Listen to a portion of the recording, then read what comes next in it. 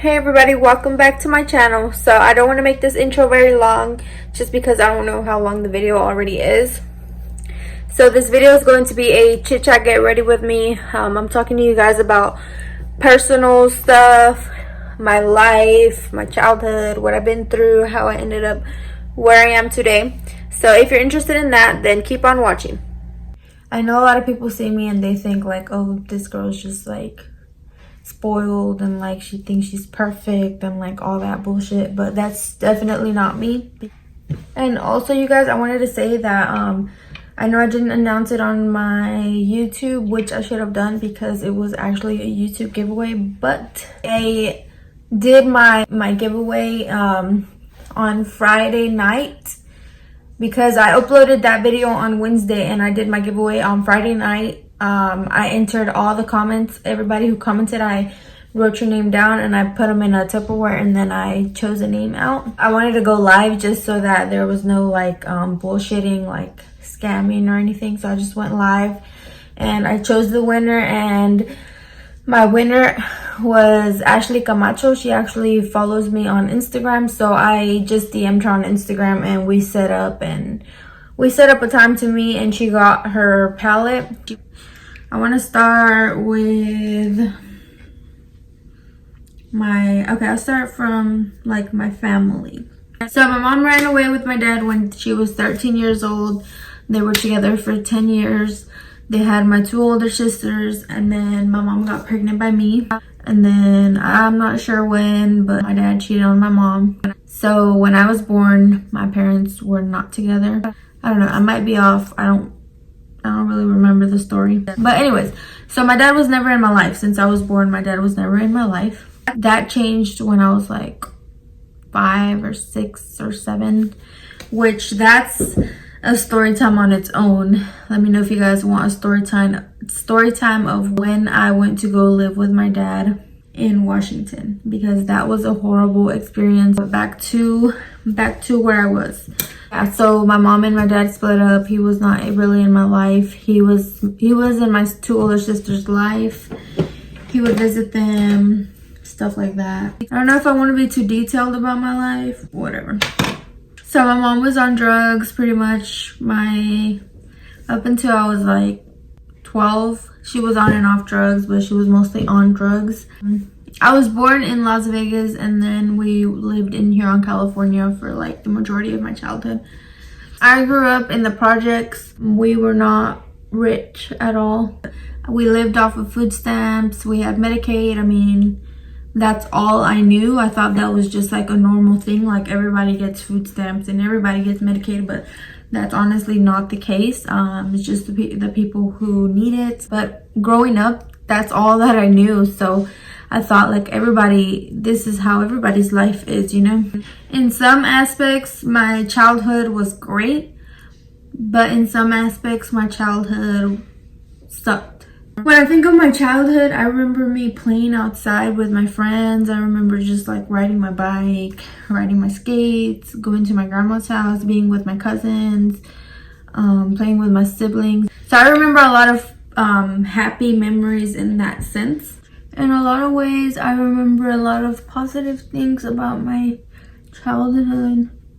Not everything about life is negative. There's no it does no good to like reminisce and resent or anything like that. You can't change anything.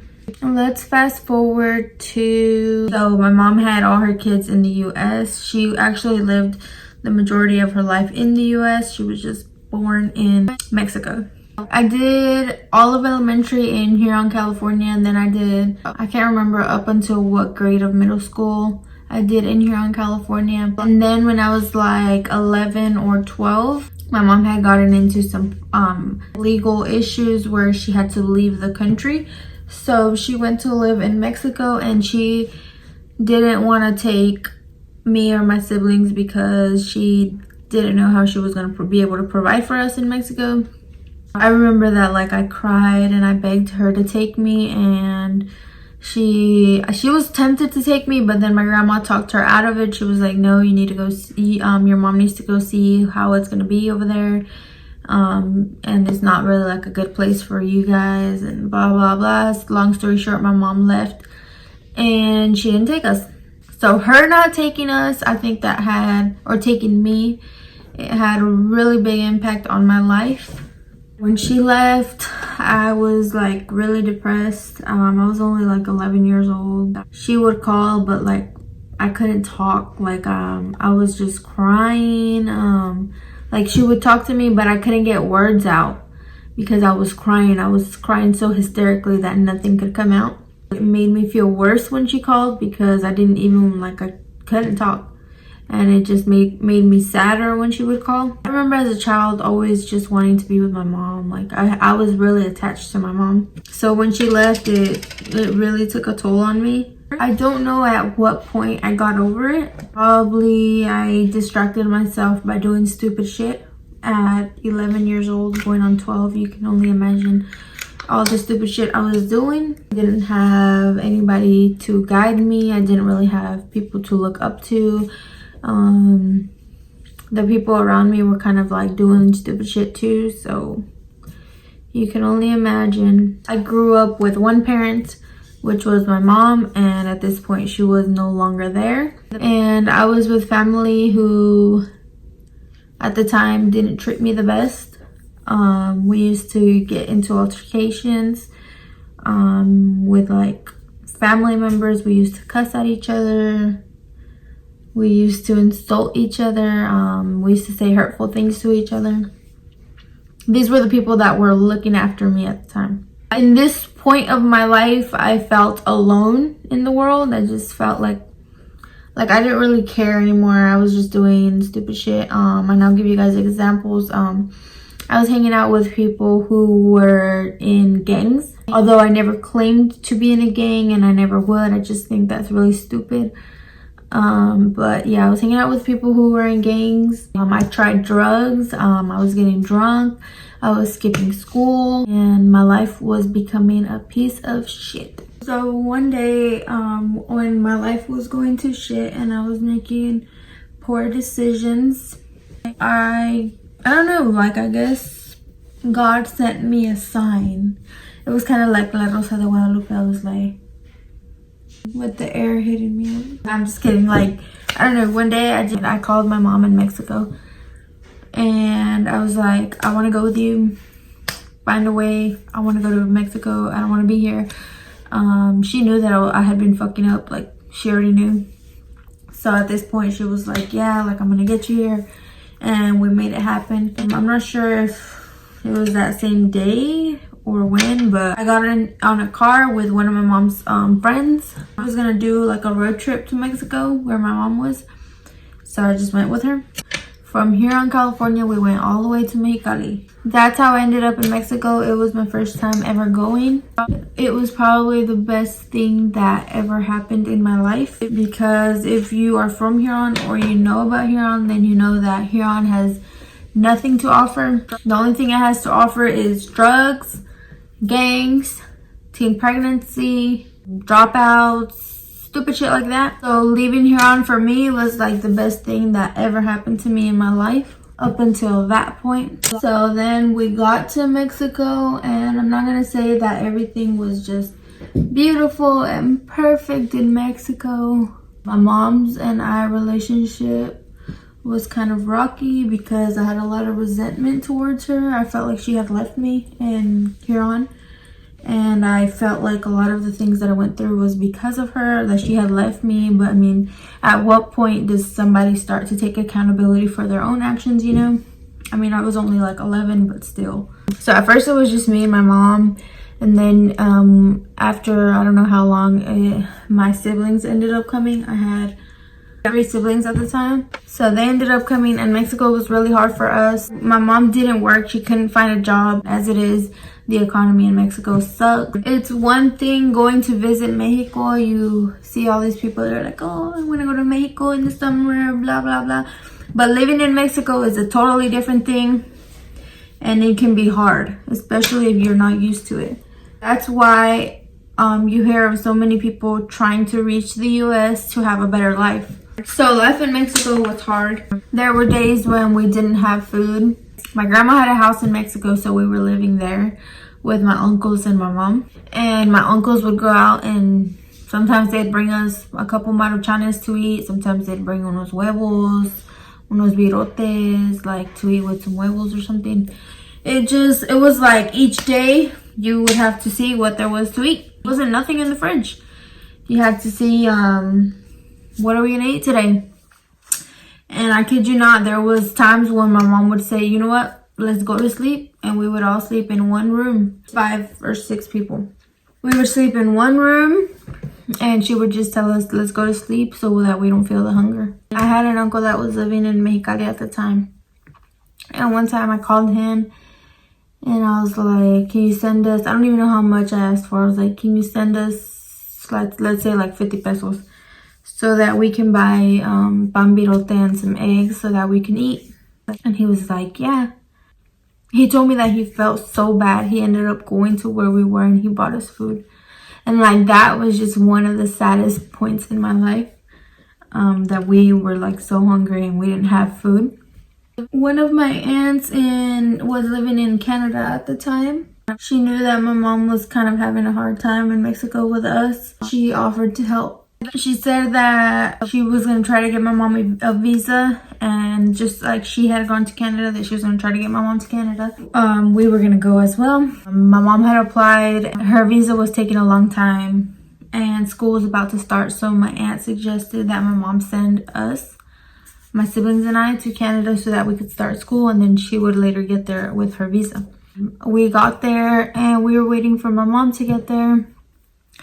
We were already in school, and then we found out that my mom's visa had been denied. I think she needed more money in her bank or something like that. When I found out that she was denied, I was kind of like, I had mixed emotions. Like, of course I wanted to be with my mom, but I knew how hard it had been in Mexico for us, that I kind of didn't want to go back to Mexico. I wanted my mom to try to fight for her visa and try to come to Canada so that we could have had a better life together. My mom was just trying to get her visa.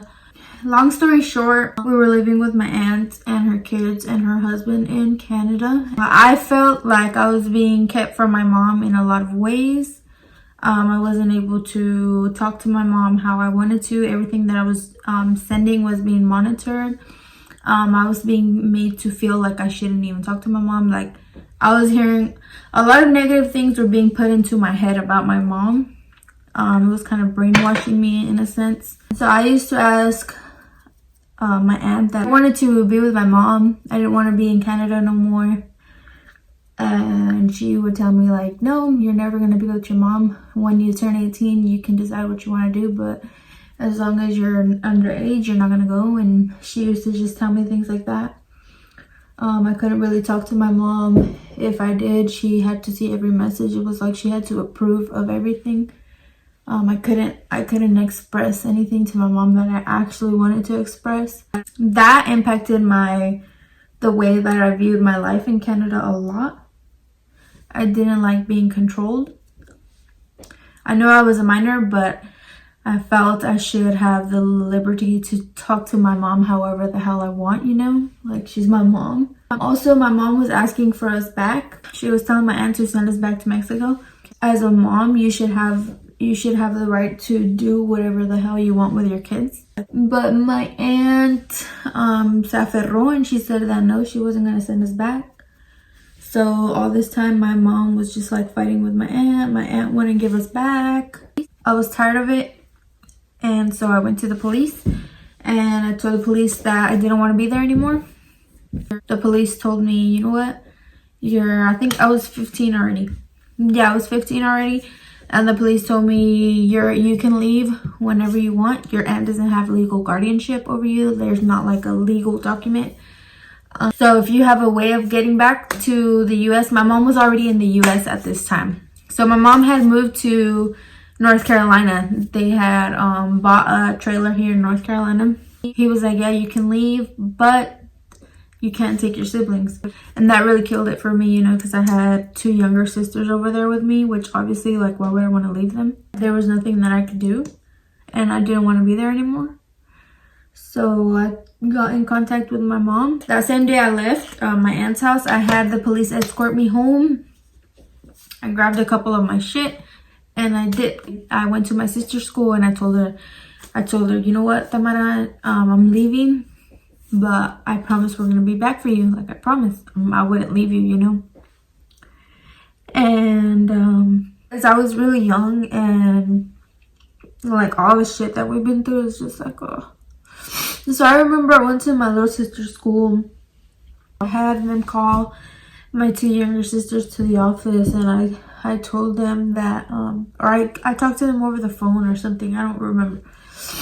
And I told them that I was leaving and that I was, one way or another, we were gonna get them to California, I mean to the US as well, because I know that my siblings wanted to be with me, and you know, we had been together all the time. I remember it really broke my heart, like leaving. I remember when I was there in the office, my aunt called the school because she knew I was gonna end up going for the kids, or she thought I was gonna like tell him something. I don't know what she thought, but she called, and I don't know if she was trying to tell them not to let them go with me or something. Long story short, I ended up going with my best friend. I stayed at her house for like 1 day or 2 days the most, I don't remember. I got in contact with my mom and they bought me a flight, but I don't think it was that same day, it was like the day after or something. I got on my flight by myself. I got to the Charlotte airport. I was picked up by like one of my uncles. I saw my mom again after like 2 or 3 years, and it was like, I felt a lot of resentment when I saw her. Just for like, I felt like she didn't try to be with us, or you know, whatever. I don't know what I felt. It took a lot of getting used to again. And then we were trying to get my siblings back to the US, and that was kind of hard because my aunt wouldn't like let go. And it was kind of like, I don't know if they were being brainwashed or something, but my little sister Tamara, she felt like if I had abandoned them or something, which wasn't the case at all. She didn't really want to come. It took like me like begging her. I can't remember how long I had been here before my sisters came. Fast forward some time, I don't know how long. My older sister Joanna, she got a flight and she went to Canada, and she brought my sisters back. The whole reason why I couldn't bring them with me was because I wasn't old enough to bring such young people with me on the flight. I was old enough to go by myself, but I wasn't old enough to have them with me. She brought them with her, and ever since then, we've all been together. Ever since then, our lives changed a lot. We went through a lot of shit. We went through being separated, but now we're all together. I feel like our lives have been so much better since we moved to North Carolina. And I just feel like everything kind of fell into place here in North Carolina. So now I'm 20. I'm going to turn 21 in May. I've been in a relationship since 2014. 2014 was when I moved to North Carolina. It was the year that I moved to North Carolina. I started school that year. I started in 10th grade here in North Carolina. My boyfriend was a senior. We quickly hit it off. We were just kind of like inseparable. Like we were always together in school, and we were always together after school. The way he asked me to be his girlfriend was, I was in class and I got called to the office. And in my head, I was thinking like, what the heck? Like, why am I getting called to the office?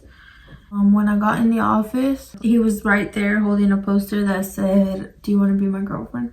And of course, he had a rose. And I was like embarrassed, but I was like, yeah. And when I tell you guys, that man is my freaking rock. That was like just my person. That was who I was meant to be with. That was who God was saving just for me. Time flies when I'm with him. We're gonna turn 6 years this year. I got pretty deep. There's certain things that I don't really want to put out on the internet.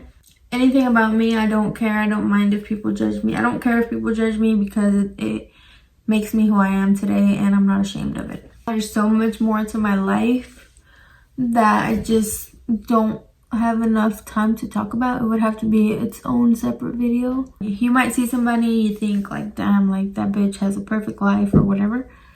That's not true. We've all been through shit, you know. We all have a story. Maybe somebody went through something that similar that I went through, and maybe you guys can relate. I used to not be able to talk about certain things that I went through because I would just cry.